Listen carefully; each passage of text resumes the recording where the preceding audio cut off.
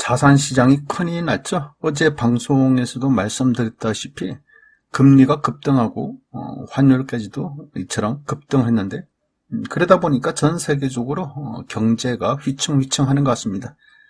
특히 오늘은 대영 제국이 무너진다, 영국발 금융위기까지 우려되는 이러한 기사들이 지금 쏟아지고 있다는 거죠. 따라서 오늘 오후 현재까지 종합주가지수는 2225로 어제 대비해서 거의 70포인트 가까이 떨어지고 있고요. 퍼센트로 따지면 3% 넘게 현재 폭락 중에 있습니다. 코스닥은요, 마이너스 5%대까지 지금 급락을 하고 있죠. 참 주식 하시는 분들 입장이라면 정말 큰일이 났다라고 말씀드릴 수 있을 것 같아요. 이런 와중에 여러 군데서 좀 상담 전화가 들어와요. 이제 아파트 어떻게 하나요? 그래요. 주식은 주식대로 이렇게 폭락을 하고 있고, 아파트도 이제 더럽고 무서운데, 아파트도 혹시 폭락하지 않을까? 이제 어떻게 하면 좋겠냐라는 거죠. 또한, 지금이라도 팔까요? 그래요. 지금이라도 팔까? 근데 어떻게 보면 전혀 팔 기회조차도 없었지 않습니까? 그렇죠? 팔고 싶어도 팔 기회조차가 없었어요. 이 금리가 너무 급등하고 시장 환경이 너무나 급변했다는 겁니다. 예를 든다면 3월달, 4월달까지는 윤석열 대통령 당선 이후 부동산이 또 꿈틀했지 않습니까? 서울 강남이 또 2억 오르고 3억 오르고, 그렇죠? 1기 신도시 가격이 상승으로 반전되고 분명히 그런 시기가 있었다는 거죠. 그런데 갑자기 이렇게 되리라. 단 몇 달 만에 시장의 분위기가 이렇게 바뀌었다. 그런데 지금이라도 팔까요? 팔고 싶어도 팔 수도 없어요. 왜냐하면 산다는 사람이 없기 때문에. 그래서 지금이라도 팔까요가 아니라 지금 팔고 싶어도 팔리지가 않는다. 그런데 지금이라도 내놓을 필요도 없다라고 말씀드릴 수 있겠죠. 또한 혹시 더 떨어지지 않을까요? 이 점에 대해서 말씀드리면, 그렇죠. 코스피가 됐든 코스닥이 됐든 비트코인이 됐든 자산시장이 난리가 났죠. 그나마 부동산이니까 소비자 물가지수가 상승한 만큼 금리가 올라가겠지만 그나마 부동산은 실무자산이지 않습니까? 그래서 더 떨어지진 않을까요? 라고 말씀드리면 많이 떨어진 지역이 있고 또한 덜 떨어진 지역, 이런 의미로 본다면 앞으로 시장, 부동산 시장 또한 좀 재미는 없을 것이다 말씀드릴 수 있을 것 같고요. 그래서 제가 이런 질문을 하시는 분들한테 역으로 또 제가 또 이렇게 여쭤봅니다. 언제 부동산 가격이 오르기만 하였나요?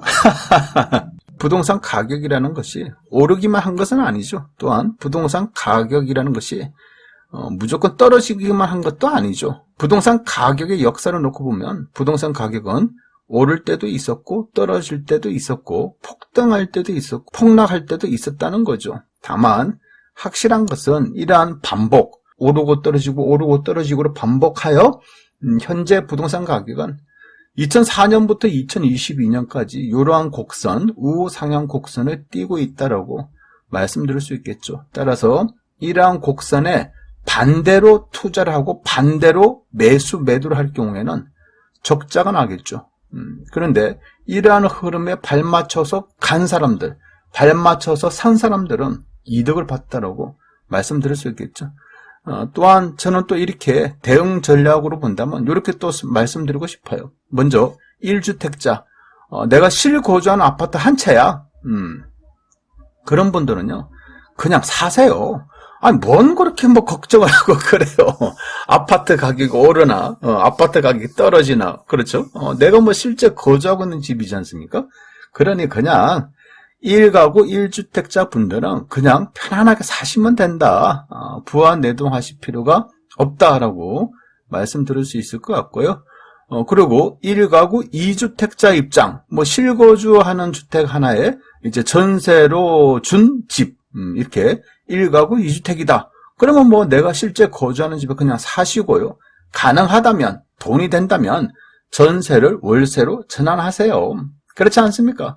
부동산 가격이 오를 때에는 예를 들어서 전세 낀 투자가 유리하고 부동산 가격이 좀 재미가 없고 좀 가격이 덜 오르거나 부동산 가격이 떨어질 때는 월세 받는 재미, 요거 굉장하지 않습니까? 또한 월세 받는 재미가. 따라서 만약에 돈이 된다면 전세로 내놓은 집을 월세로 전환하시면 뭐 집값이 떨어진다라고 하더라도 월세가 수입이 발생되지 않습니까? 또한 뭐 이러한 분위기가 길어봤자 뭐 1년이나 2년 이렇게 뭐 생각할 수도 있는 거 아닙니까? 그렇죠? 일시적인 금리 급등이니까 또 금리가 인하된다는 시점, 여기에다가 현재 정부가 발표되는 부동산 규제 완화 정책, 이제 뭐 취득세 관련해서 남았죠. 또한 양도소득세 부분, 양도소득세 중과세 아예 폐지. 물론 또 그래요. 지방 같은 경우에는 뭐 광역시가 됐던 지방 뭐 중소도시 같은 경우에 이제 뭐 조정 대상 지역으로 풀렸기 때문에 그렇죠. 양도소득세 중과세 대상이 아닌데 전면적으로 열고 또 다 풀어준다면 그렇죠. 매수세가 다시 꿈틀거릴 가능성이 많다. 또한 취득세, 지금 뭐 취득세가 좀 무섭지 않습니까? 이 취득세 부분도 뭐 12%나 된다면 취득세가 굉장히 높은 거예요. 따라서 취득세가 인하가 되는 시점, 그러한 시점이 되면 또다시 꿈틀거릴 수도 있다라고 이렇게 생각해 볼 수도 있다는 겁니다. 그리고 1가구 3주택자, 그래요. 이런 분들은 하락한 전세금을 돌려줄 돈을 준비하셔야 된다. 그렇죠. 전세금이 현재가 뭐 5억인데 전세가 4억 5천원 떨어졌다. 그럼 5천만 원 돈을 준비하셔야 돼요. 전세금이 현재 10억인데 2억이 떨어졌다. 그러면 2억을 준비를 하셔야 된다는 얘기입니다. 그래서 이제 이 부분이 문제지. 특히 뭐 서울 수도권 대출 안 되지 않습니까? 그래서 3주택자까지는 그나마 괜찮고 만약에 1가구 4주택자 이상이야. 그렇다면 좀 이제 머리가 아프기 시작해. 그렇죠? 이런 분들 입장에서는 전세 금액이 다 같이 몇 천만원에서 몇 억이 떨어진다. 그러면 이건 뭐 감당이 안 될 수가 있다는 겁니다. 따라서 제가 생각하는 점에서는 이제 다주택자들 중에서 4주택자 이상인 사람들이 이제 문제다라고 생각이 들고요. 이런 분들은 급락한 전세 매물부터 그렇죠. 앞으로 전세 금액이 더 떨어질 지역, 요럴 지역부터 이제 순차적으로 매물을 던지셔야겠죠. 일단은 어떻게 보면 순차적으로 급매물을 던질 때 대형 평수일수록 또한 고가일수록 먼저 던지는 이런 경우가 발생될 수 있다라고 말씀드릴 수 있을 것 같아요. 또한 뭐 현재 지금이라도 팔까요? 라는 질문을 이렇게 하신 분도 계시는데 지금 던져도 팔리지도 않아. 그렇잖아요. 지금 뭐 아무리 싸게 내놔도 지금 산다는 사람 자체가 없다는 그런 이야기가 되는 거예요. 따라서 지금 뭐 아무리 급매로 던져도 매수인이 없다면 결국 뭐 아파트 가격만 더 하라고 부추기는 거 아니겠습니까? 이런 의미로 본다면 미국의 금리 급등이 마무리되어가는 시점, 이제 그런 시점이 다가온다면 그때 던져도 된다라고 이렇게 말씀을 드릴 수 있을 것 같아요. 물론 저의 개인적인 생각입니다. 이상까지 배동찬 교수의 맛있는 도움 이야기였습니다. 감사합니다.